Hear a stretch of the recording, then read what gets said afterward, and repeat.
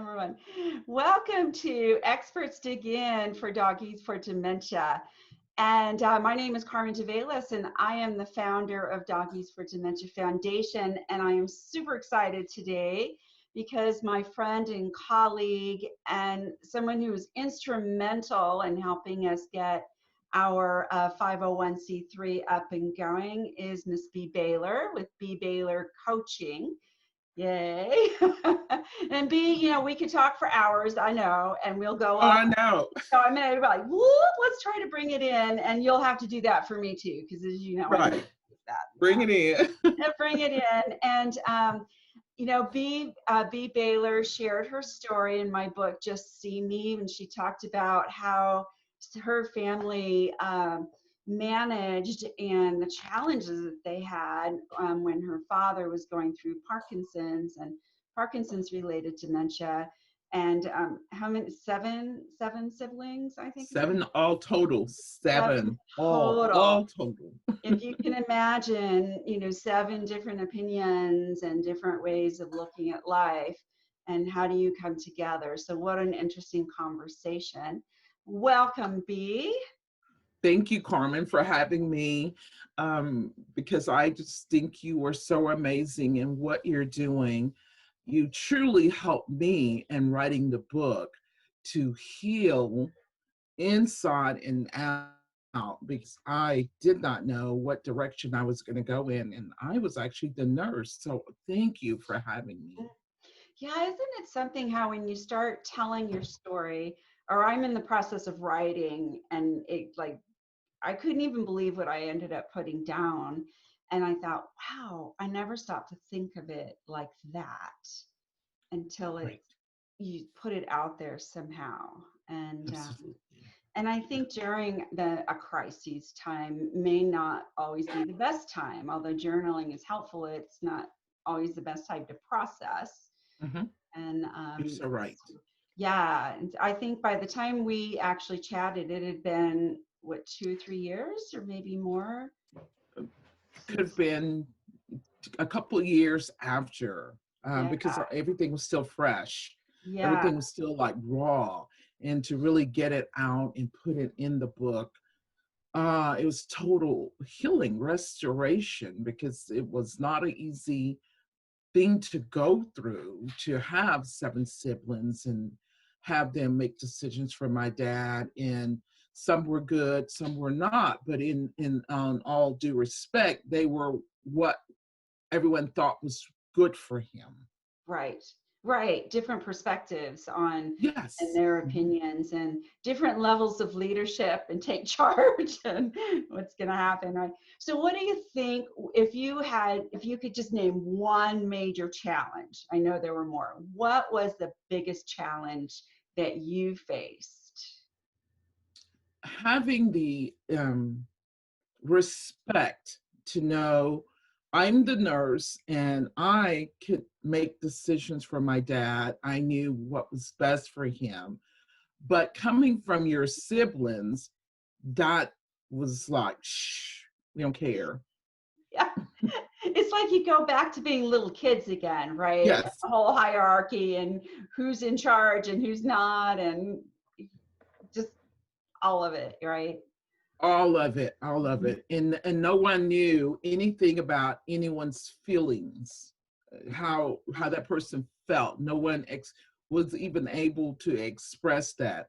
It was almost like eggshells. If, one sibling would come in and say, this is going to happen, or have total um, care of him, decision making, have all, and then to own that and say, oh, I have this, don't worry about it. No, we want to make decisions. And so now that my dad is passed on, um we still have my mom, so you can imagine how that's going.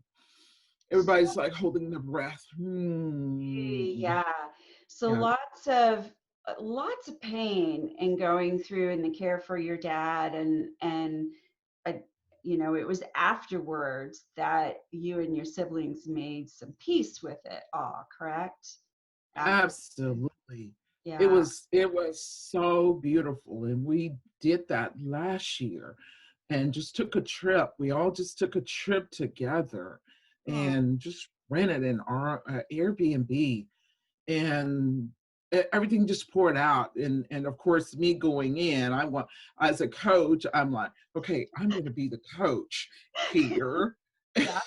Yeah. Probably Did you wasn't. hang that hat up at the door and leave it behind? Did you have to? I forgot to hang the hat up, and so it ended up with, okay, B, here's everything. I said, what can I do to, share with you guys or do better? Whoa, that was not a good question to ask, because it was like, here's what you did wrong. Here's what, and it just came from everyone, but it was so good, Oh, um, to hear that, because yeah. now I know how to treat each sibling, Mhm. how each sibling feels. So it was relief for me. I took it as something very constructive, Right. that now I can have a conversation with each one of my siblings on a Right. level of where their feelings are, what I say, how I approach them. I still remain vigilant for what I stand for and my integrity. All of that will stay in place, but I know how to treat each one of them and put them in their own perspective being, and respect where they are and meet them where they are. Hmm.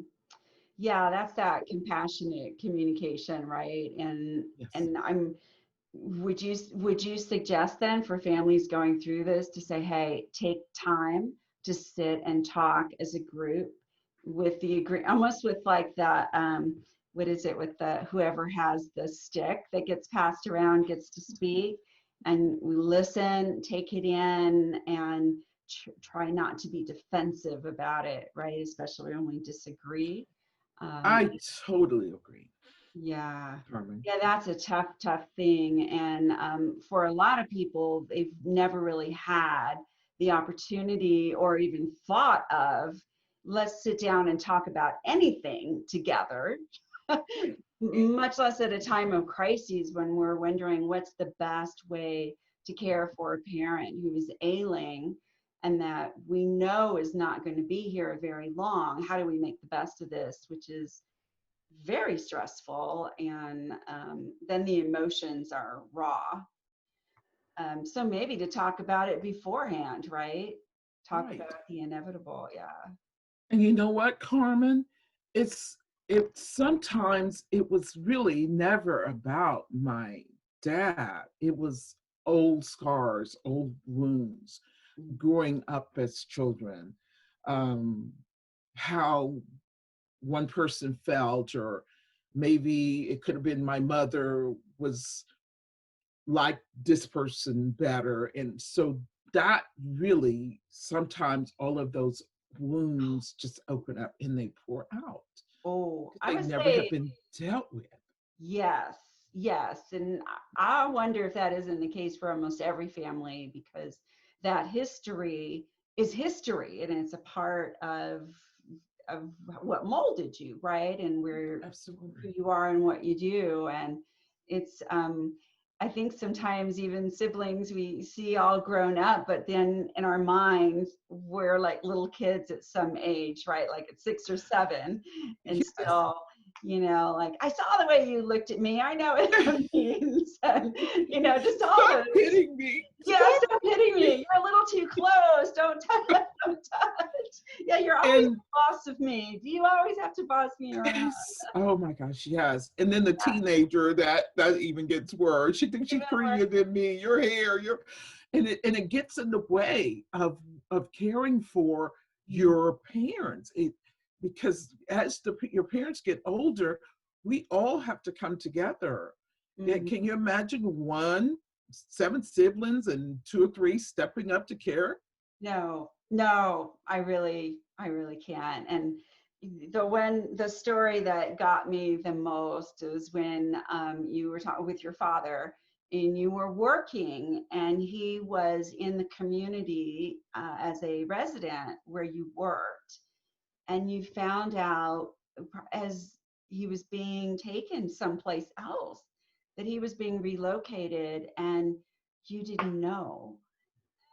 Like that tore at my heart in such a way that I've never forgotten, like what that would feel like to look at the window and to see the transport van and be stunned that that was happening when things for you with him there had been so perfect, right? You were Right. there, it was okay, he was doing well, thriving, and that was your perspective, not the perspective of all. And so, oh my gosh. Oh gosh, that's the word. Oh gosh. And And what a and little communication would have done to change that right. for you. Let's talk about this. Is this the Mhm. best decision for him?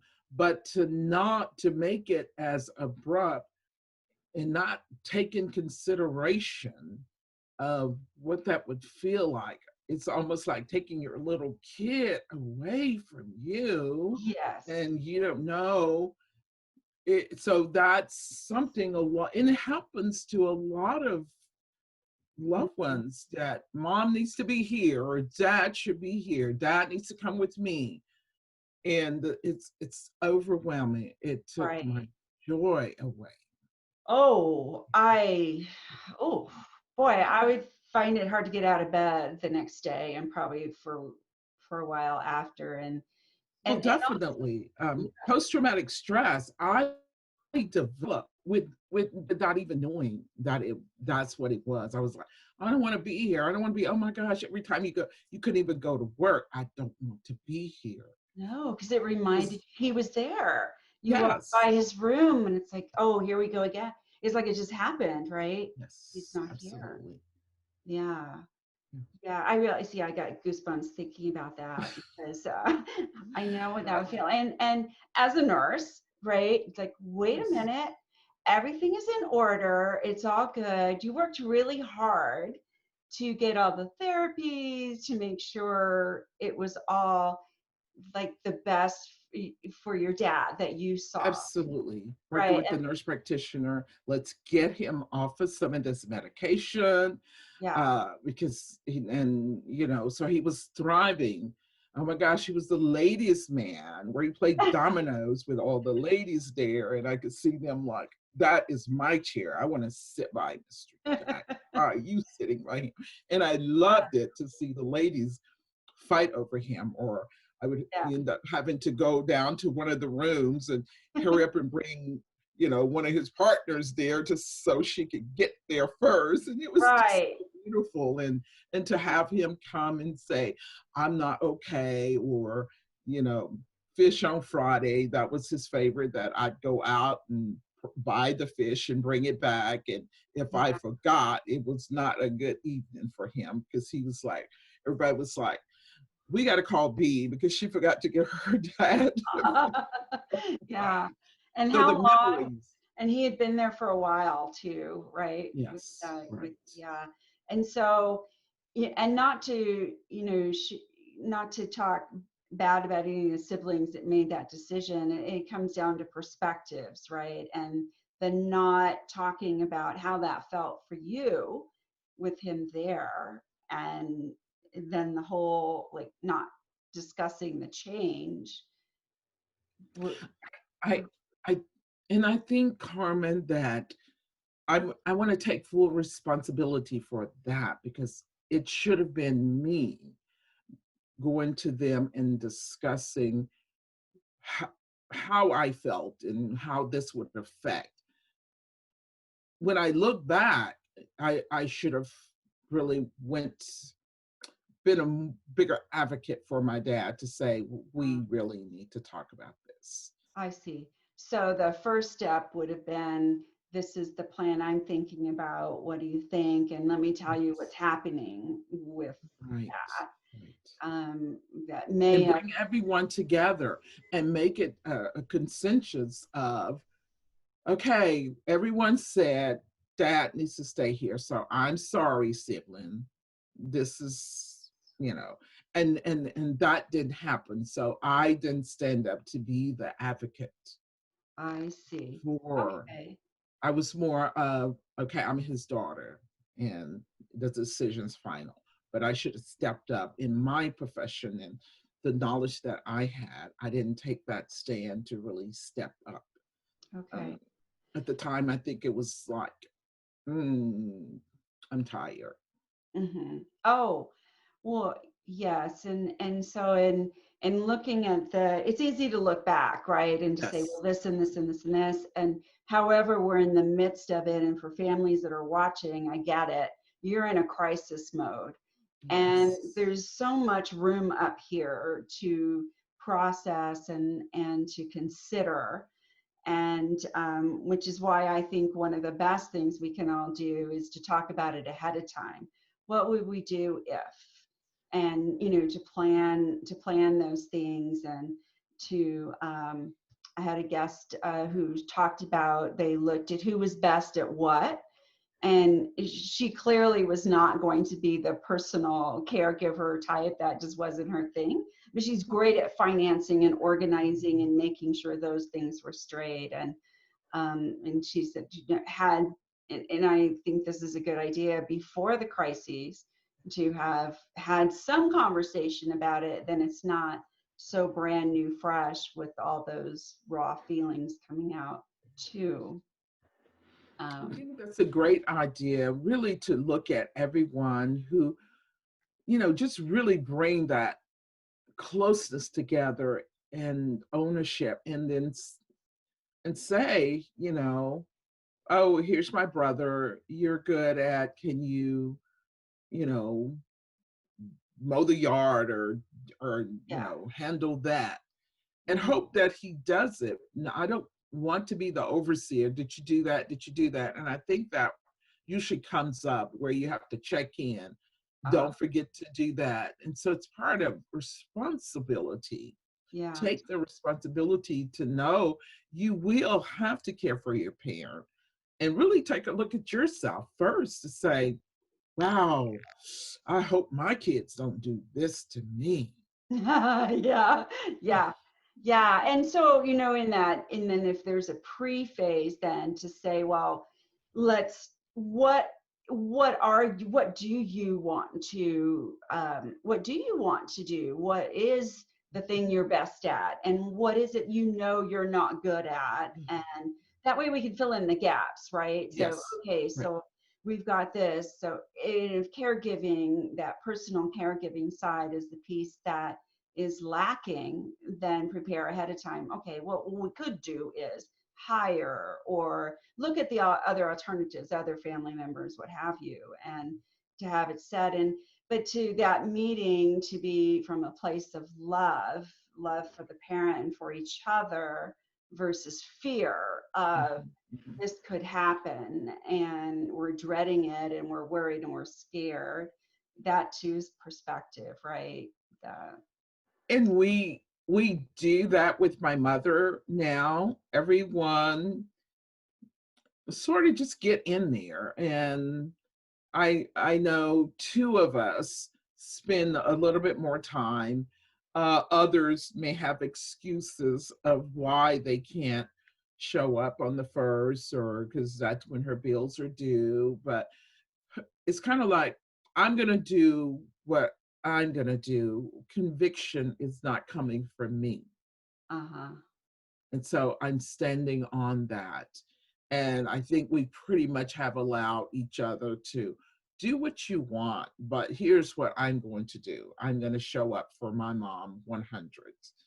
I don't want to repeat what happened to my dad. I just want to show up. I just want to be present Right. and give her all the love she deserves.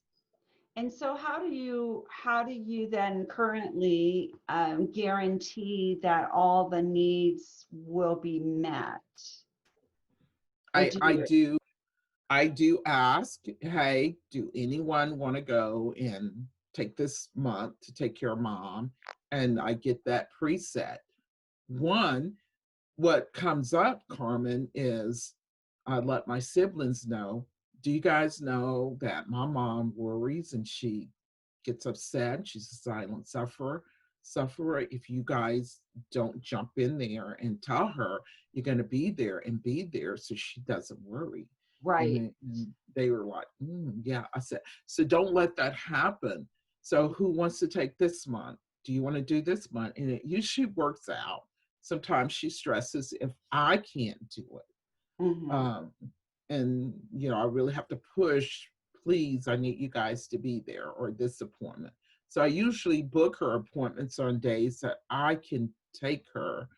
That way, she doesn't stress and Yeah. I don't stress Yeah. to know that someone can't do it. So it sounds like you are kind of the manager, the family manager, then looking at what needs to be done and reaching out to people. The, you know, kind of the, yeah, I see it as a manager, like to make You- sure things are getting done and who to reach out to and And I think, updates. to be fair, I think my other sister, she does, you know, manage. I think if you say that, they probably would like, I don't think so. Right? Yeah. So we won't show them the video. Well, I mean, that's perspective too, right? And so Exactly. It's their a eyes, perspective. yeah, and they are probably doing quite a bit too and doing their piece of And they management. have their health, and so do I. But as we're getting older, let's not make it all about us. Let's just say, I know I'm not well, but here's what I can do. Right. That's what I prefer that people say, because if you are not well and but if you just don't want to do it, or you don't take the initiative, that's one thing. Right. And then I just leave the rest on you, because when it all comes up, you have to say what you did for mom and what you did and what you did for dad. You have to say that. Yeah. And let that be. Yeah. So even on however each person views what they do, the bottom line is it's working, and people are it's working, your mom's being taken care of, and everyone's feeling okay with the way that it is, which is a huge thing. Even if one or two are the primary, and almost always it ends up being that way, right?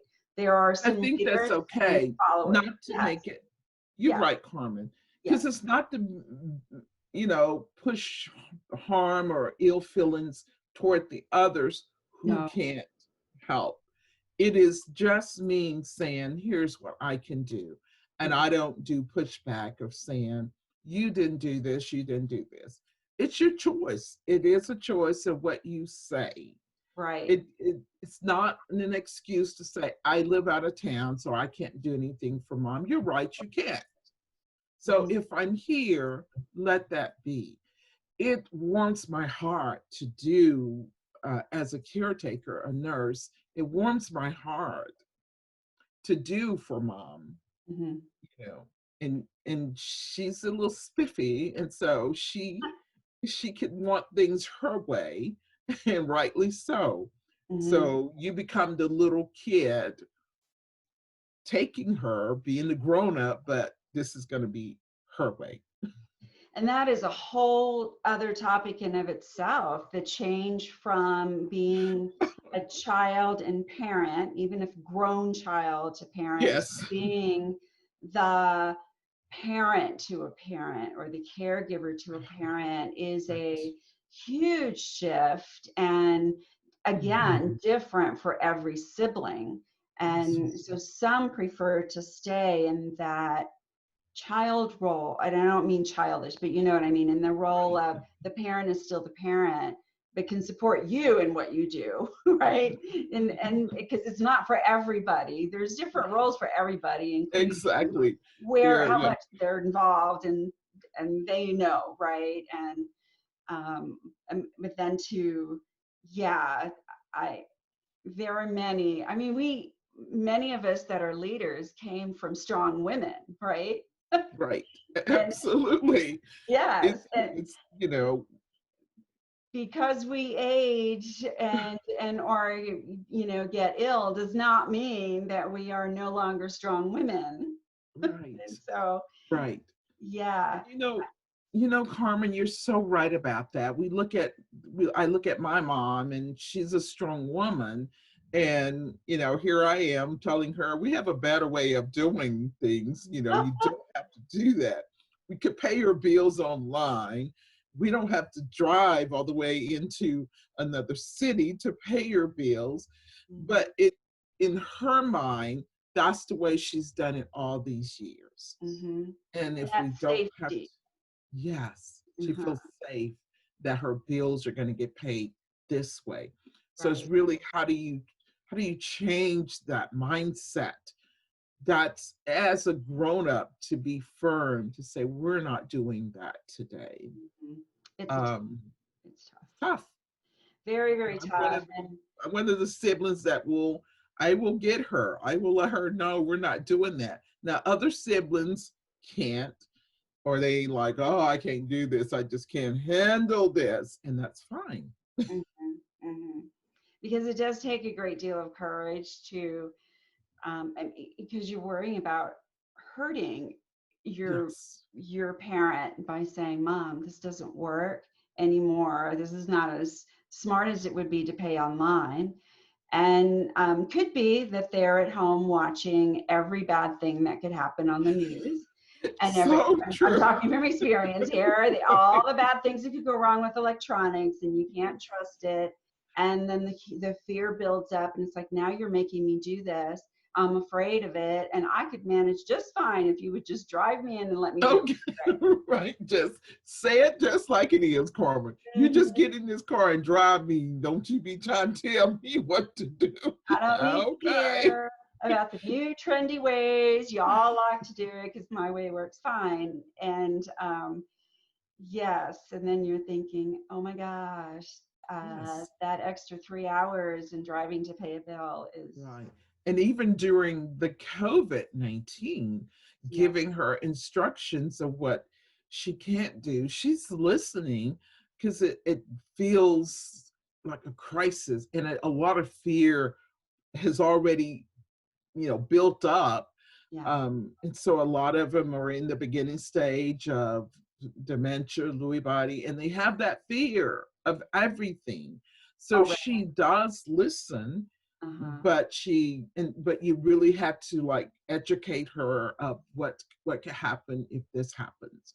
And so Right. I've done that, and that just really work out. And I think a lot of family members want to see their loved ones, and it's so hard. Like I have plans on going on Saturday to see my mom. I hadn't seen her in a month, but we've been coordinating her medication, just doing everything virtual. Right. And she doesn't know how to do the electronics, so we haven't seen her face or anything. Oh So yeah. it's Yeah. tough, tough.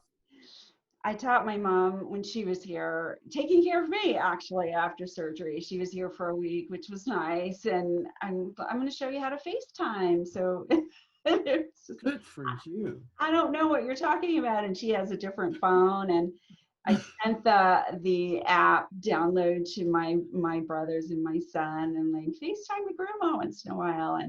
And I showed her what to do. And I'm not sure how that's worked out yet so far. I'm like, I don't know how to pick it up. It's caused more anxiety Yes. than value. So true. So true. So Because I'm it's not really there to tough. say push this button and that'll work. So There is, it's yes. tough. And It's tough. this is so good for family members because we are definitely in a crisis, and it affects all of the family, the whole impact, the Right. whole entire family, something we never rehearsed or prepared for. Did you, I mean, we're in the healthcare field and we're doing different things now, still caring for people, but in a different way. And never in my wildest dreams could I have ever imagined a crisis like this, with some of the solutions that we've had to come up with. And, I think of it as a crisis upon a crisis for family Mm, caregivers. And some not even being able to say goodbye to their loved ones, as they transition and they pass, and that alone is, leaving, I think, a lot of room for some of that post-traumatic stress that you were referring to earlier. I think when it's over, and that's when we deal with it, really emotionally cope with it. I'm hoping that the government will have that mental health, the crisis hotline. So many nurses, Mm, doctors, healthcare yeah, will experience post-traumatic stress. for sure, for sure. I mean, I've watched what's happening, and I'm not able to go back now anyway because of my own health. But I just think, I'm like, wow, to go I in and, thought about it. oh yeah, me too, me too. I looked and I just thought, oh, I'm pretty vulnerable right now. So, I kind of put it off, another 6 weeks or so. But the thought of going, I mean, we always knew we were going in and we were at risk for certain things. And we also Right. had this feeling like, I'm pretty immune to that, Right. right? I'm like, I've faced everything and nothing really gets to me and I'm okay. But that's really not the case now. No, And it's not. yeah, There is no rehearsal for that, no practice. I mm, think the biggest thing is like a fire drill, and you're like, oh gosh, what if I mess up? What if I don't get the right patient? And we just did not practice, rehearse, yeah, nor could you prepare your family for right. this. Yeah, and So, one of the things that brought to mind for me for caregivers too, and that when even as a being a caregiver is like a day to day, even though it kind of goes along, there are still crises that happen. And the overall piece of being as a caregiver means you're caring for someone you love who's very, very ill, which is a lot every day, right? And what I noticed sometime was that after it was over and the person had passed, and they're just like, okay, I did my part. And you can relate to this with your dad and tell me if that's the case. And it's afterwards then that the real healing in a different way takes place, that you can actually breathe and sit with it and go, wow, what just happened? What just happened? Because otherwise it's a day to day getting through it and getting through it every day, and uh, looking at it and go, okay, I had it was a good day. I did it. Right? right. Yeah. Absolutely, Carmen. So Yeah. very, very true. Yeah. And as a caregiver, your well-being, I think that get dismissed a lot. Yes. I think caregivers are a lot invisible, in that the focus is on the person that they're caring for, especially from healthcare providers. The focus is on the person they're caring for, and the caregiver becomes the caregiver. you know, Not the grieving wife or the struggling daughter or son, or just the loving daughter or son.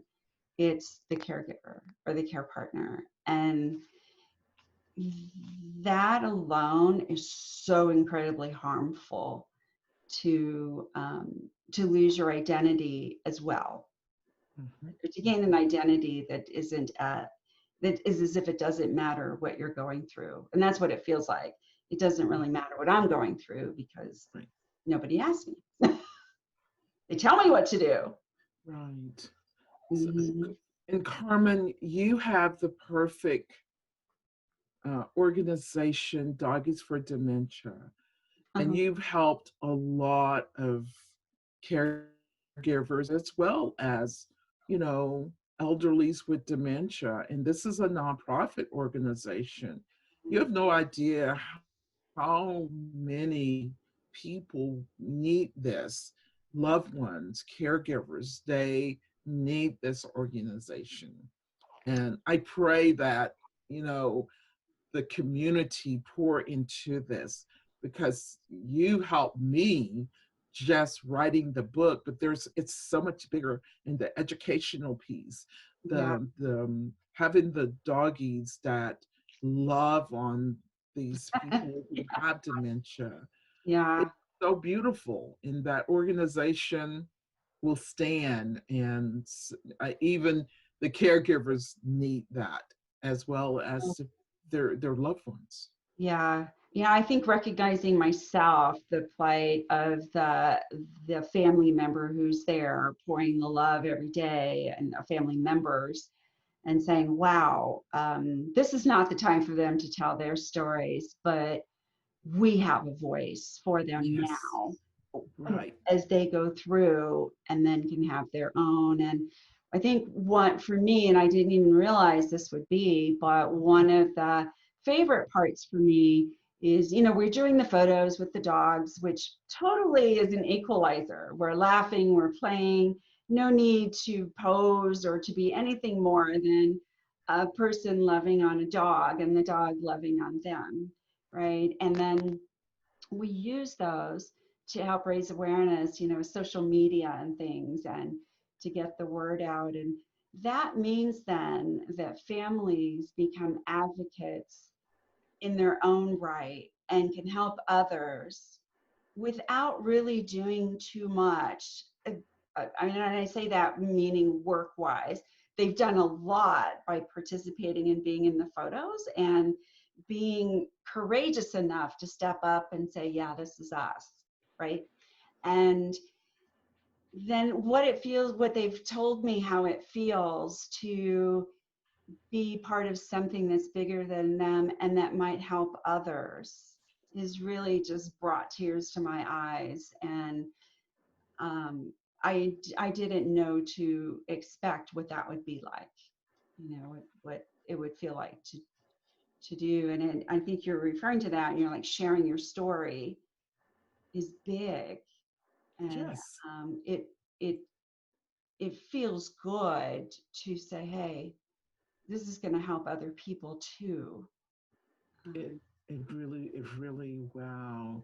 And to think the seven siblings, they're still here. We're all still together. We, are making better choices. We're loving each other even more during the COVID-19, really mm, doing check-in. And this is not a time to distance yourself, your heart. You come together. We mhm, should, right now, I think every family member ought to have a backup plan, ought to be talking about what ifs. right. Um, Out of no love, one, out of love for out of love, themselves and the whole family, versus out of fear. I think right? that's a It's big thing, is people like, why don't we want to talk about dreaded stuff? That's a downer. Like, no, but it's from a place of love. We love them enough to want to be prepared, and each other. so true. And Yeah, it's not with what's happening now, it's not so much for the elderly. Anyone um, can have get that virus, and what next? Where do we go from here? This is happening. Why is this? I didn't get to say goodbye, and so all these things are coming up, right. and that hurts. It's a scar that's left you paralyzed. Hmm. Yeah, I wonder if when, things settle, and I know things will not be the same, but I wonder Mhm. if one of the things would be that once we've seen what appears to be the worst, that it brings to mind, what can we do now then to make the best of it. And when I ask people, like, what are some of your greatest joys right now, it's the simple things again: playing with my kids, FaceTiming with my grandkids, and you're just sitting and playing with my dogs, or for me, sitting and just like reading a magazine that I have 2 years worth that I never opened because I've been busy. It's simple things that we're stopping. Yeah. Well, or surgery or did that. yeah, or meditating, in the house and not in the car while Oh driving. my gosh. Please tell me you don't do that. Let me meditate. Oh my gosh. Okay, what kind of car do you drive? Because I want to avoid. Right. I'm So, like, yeah, let's go. the simpler, simply, is just simply beautiful just to enjoy the small things. Yeah. And I just go back to say, wow, ooh, I love my mom all over again. Mhm. Golly, because if she is like gone from the COVID-19, I don't know what I would do. So I'm sure those questions are coming up. Mhm. And even for my kids, they're checking in more. And I said, what is wrong with these kids calling me like this? Yeah, I noticed my son calls a little bit more just to say hello. I'm like, what? What's wrong? No, it's just fine to Exactly. say hello. And well, there's like I've had a couple little crises go on with the COVID and other things. I think that was just kind of and Yes. him not being able to visit and to help, Right. Doesn't really help. tough. Right. Yeah. So, yeah. So, oh my gosh, we have covered so much and it's been wonderful. Thank And I you. do hope families that are, getting ready to face some of this, because frankly, many of us are, right? Many of us have older parents, and how are we going to prepare? And what is a loving way to do that? So, nobody gets beat up or hurt. Disowned and not speaking. I mean, that's the Right. worst case scenario for any parent, is to see your kids fighting over how to care for you. I mean, That hurts. I That can't. hurts even. Yeah. What would That's a that feel huge like? blow to a mother and a father to see the kids Oh fight. yeah, and So respect each yeah, other. and Really, energy is there. So yeah, even if you pretend like everything's okay, parents will know they will not know. okay. They will know. Even with Absolutely. dementia, the energies are absorbed and sensed. So Mhm, mhm. yeah, just got to get it right. Right. And Whatever that means for the family. Yeah.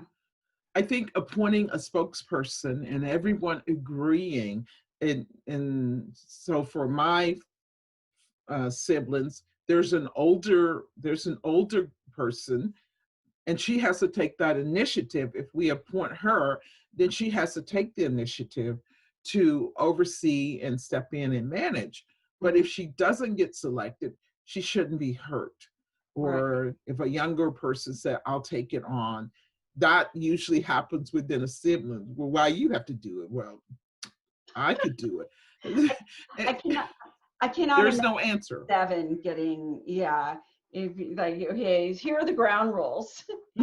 Your ego and your feeling, your ego at the door, because that's At ego, the right? door. It should be me. It That's should be okay. What's best for, and to have a spokesperson doesn't mean that they're the chief and making all the decisions. It just no, means they're the absolutely, spokesperson. absolutely. It's Yeah. beautiful when you could just respect, leave your ego at the door, and know it's not about you. It's about a individual, a human being who has your blood and it's running through your loved ones, and it's warm, and you want to do what's best for them. And know that this thumb points back to you, that you had better get your kids in order to care for them. That's Practice right. make perfect. That's right. And how would you want it to be, right? Right. And And show them. uh-huh. Your kids are looking at you caring for your mom, so you hope they get it. You got You sure do. Feel like I hope you're paying attention right now. Okay. Well, I want to close with a quick question for you. And I didn't warn you about this, did I? No. It's a good one. So, all right, fill this in. What the world needs now, this is hard for me not to sing to you, but what the world needs now is what? true love, Hmm. Should I sing that? unconditional love. Hmm. Yeah, I believe there are basically two emotions, fear and love. And Mhm. when I stop and think, Am I responding with love or with fear? It's a big difference, right? It's a big difference. Uh-huh. Too beautiful, Carmen. I love that. I Mhm. can't go to my mom in fear. I have to always remind her she's okay and Mhm. let her know I love her and say it, because Mhm. that word is hard to say and you Mhm. have to say it. Right. Some families, we just didn't grow up with saying I love Right, you a lot. And it's like, right. what? Yeah, and it's important. And I really believe too, in line with what you're saying, is to consciously think that I am going in from a place of love here, period, dot. And to like, I actually imagine that I'm encapsulated with that and everything that I do, so that my decisions are from that place. And Right. and of course it goes into fear a lot. And I'm like, oh no, hold on. That's more fear based. Yes. And decisions are Yes. always different, fear based or love based. You know? So very true. Mm-hmm. I plan on going in to my mom, like at the door, leave your mess at the door, leave any germs, leave and go in in a capsule of love. Boy, she will need to see that. She will need to see that I'm okay and Uh-huh. that I'm coming in and loving on her. That's so important Yeah. for me and for any family members. Know to leave your um, issues and fear, leave it and don't take it, because you have to show that to the children, to the elderly, Mhm. that everything is going to be okay. Yeah. Just go in with love. Yeah. Because the hope is, with each generation we evolve and become better and better. And so right now that's on us.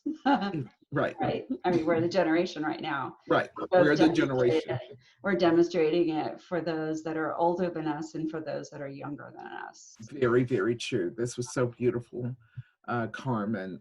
Doggies for Dementia. Wow. You did that, Carmen. You I dreamed it up in the middle of the night, right?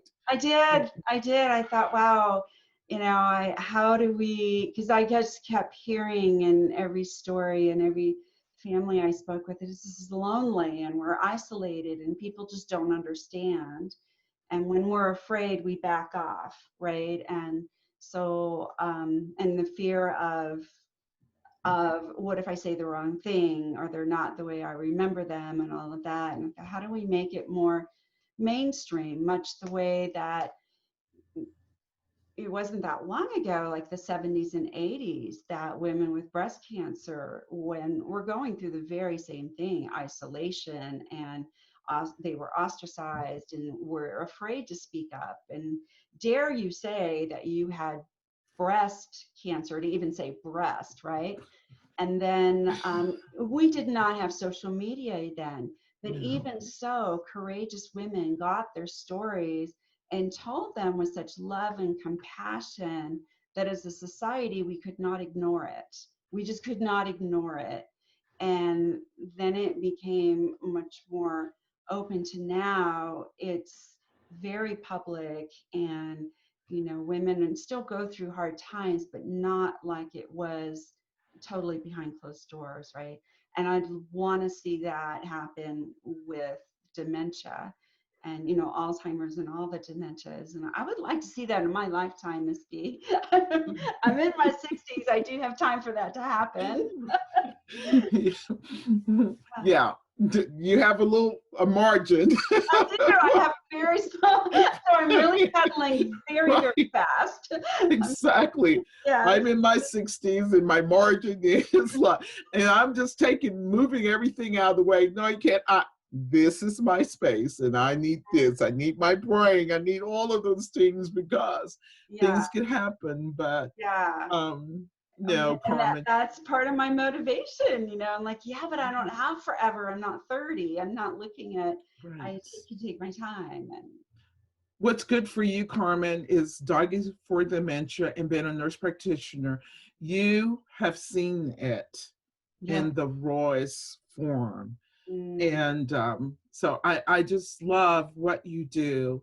And I know, Carmen, you didn't tell me to say this, but for the people out in the community, as a nonprofit expert, I have spoken to many, many nonprofits during the COVID-19, and they're hurting.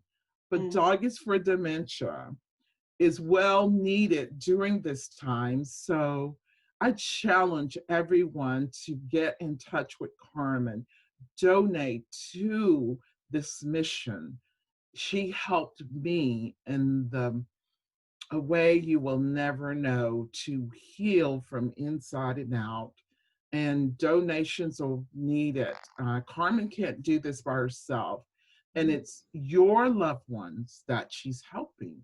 So donate. And Carmen, you could tell them where to donate because you didn't tell me to do this, but I challenge community, anyone, to look at the mission that Carmen is and her board have put together. And she's a 501c3, and need your donations because there are many people out here that need her Oh, and her thank mission. you, Bea. That's so sweet of you. Thank you. I appreciate that. And I will have the information in the comments and how you can contact me. And I know you can contact me directly through YouTube and things too. We can make the donation part easy. Right. And where can they get your book? Where can you get my book? Amazon.com. It's Just See Me, Sacred Stories from the Other Side of Dementia.